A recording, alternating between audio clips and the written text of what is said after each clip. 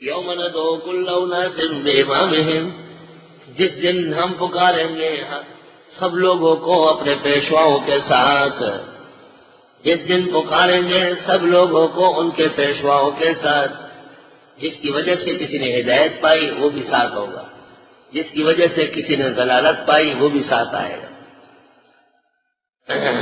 اناس لوگ، امام پیشوا، جس کی جمع آتی ائمہ۔ ڈپٹی نذیر نے ترجمہ کیا ہے جس دن ہم پکاریں گے لوگوں کو ان کی ماؤں کے ساتھ۔ وہ سمجھتا تھا کہ امام کی جمع ہے، ایسا کی جمع ہے۔ مولانا اشرف علی نے ان کے رد میں ایک رسالہ لکھا ہے، تبصرۃ البصیر فی اظہار خطائے ترجمہ ڈپٹی نذیر۔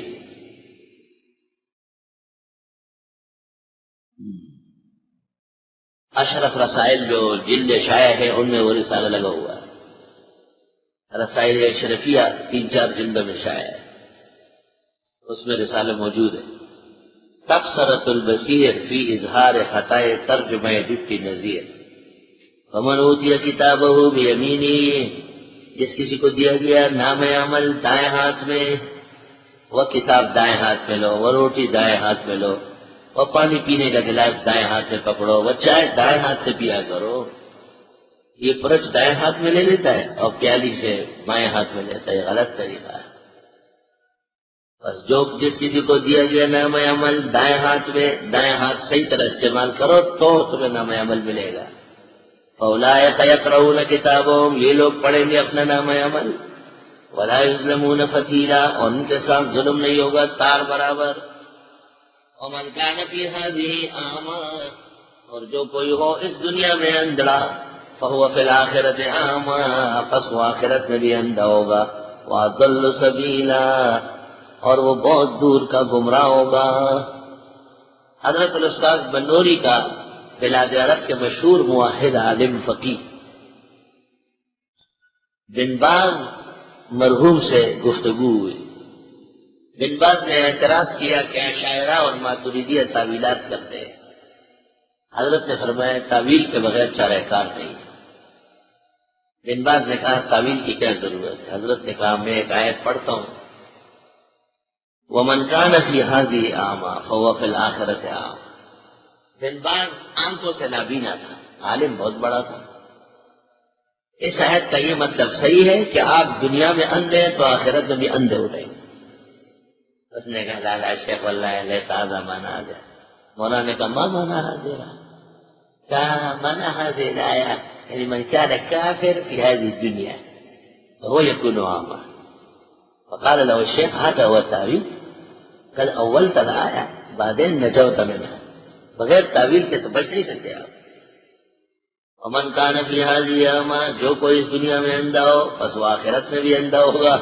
یہ مطلب نہیں، حدیث میں ہے جس کو ہم نے دنیا میں اندھا کیا اور اس نے صبر کیا ایمان کے ساتھ، آخرت میں ہم اس کو ایسی پیاری 2 باغات دیں گے اور 2 روشنی اور نور دیں گے کہ اس کی تسلی ہو جائے گی۔ وَأَضَلُّ سَبِيلًا، اور وہ گمراہ ہوگا راستے سے۔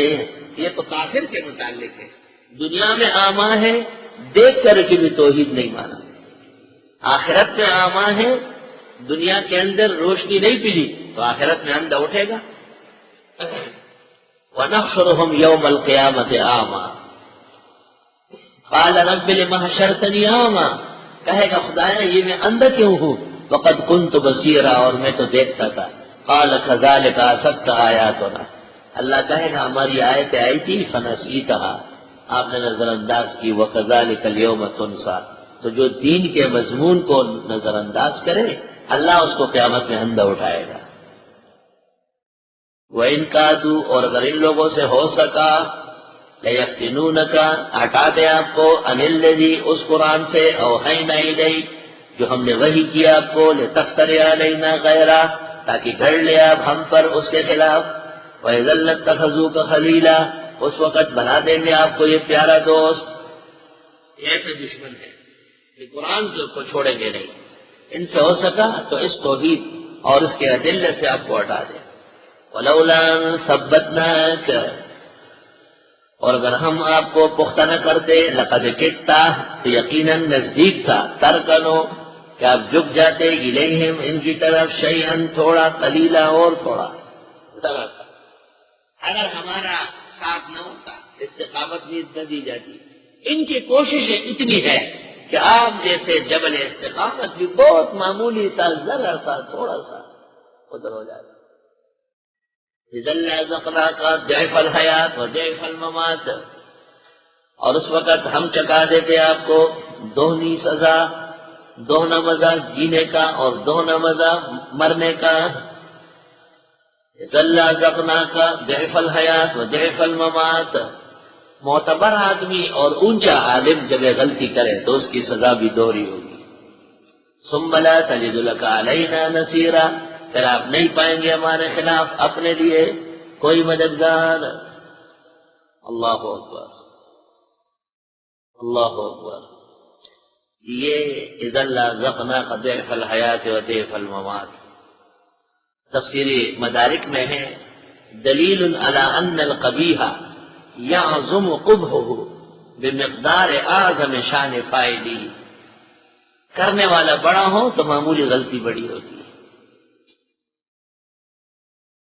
اور جب یہ آیت نازل ہوئی کہ اگر ہم آپ کا ساتھ نہ دیتے تو آپ ان کی طرف تھوڑا سا جھک لیتے اور اس وقت ہم آپ کو جینے اور مرنے کا مزہ چکھا دیتے، دوہرا مزہ.